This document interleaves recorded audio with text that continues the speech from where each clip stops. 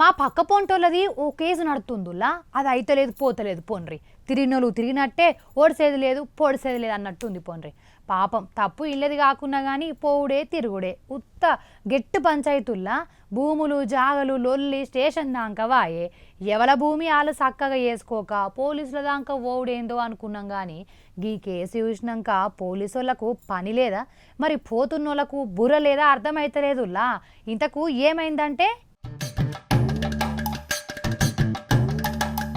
Pen పోయింది, pencil పోయింది, bag పోయింది, కోడి పోయింది, కోడి గుడ్డు పోయింది.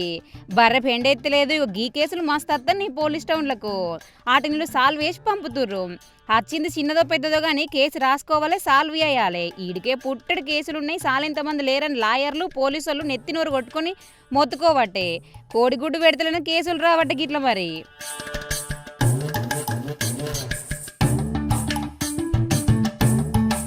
లల్లగూడ పోలీస్ స్టేషన్ పరిధి అడ్డగుట్టలో పిల్లి కనిపించలేదని పోలీసుల తానికి పోయిందిగా ఒక్క ఇంటి ముందు ఆడుకునే పిల్లిని పట్టుకపోవడానికి చూసినట్ట పూల చెట్లు అమ్మతందుకు వచ్చిన ఓ అన్న సీసీ కెమెరాలు చూసి అక్క పోలీస్ స్టౌన్ వేయింది.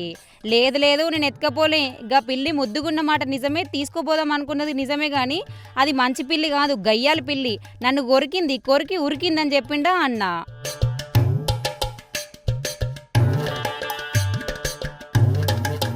నువ్వు ఎత్తుకపోతాను బెదిరించినందుకు నా భుజముండ పారిపోయింది, లేకపోతే అది మళ్ళీ నాతానికి అత్తుండే. ఏడబోయిందో ఎంత ఏడుతుందో అని ఎక్క ఏడ్చుకుంటా పోలీసుల గోడు చెప్పుకొని పిల్లిని దేవాలని ఆడనే కూసుందట.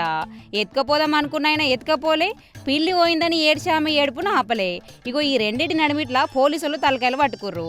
ఆఖరికి ఇద్దరికి నచ్చి చెప్పి మీ పిల్లిని ఎనుకులాడే బాధ్యత మాది, సీసీ కెమెరాలు యూత్తం, పక్క పొంటలను అడుగుతాం, ఇక మీరు ఓన్రని పంపినరటాలని పోలీసులు.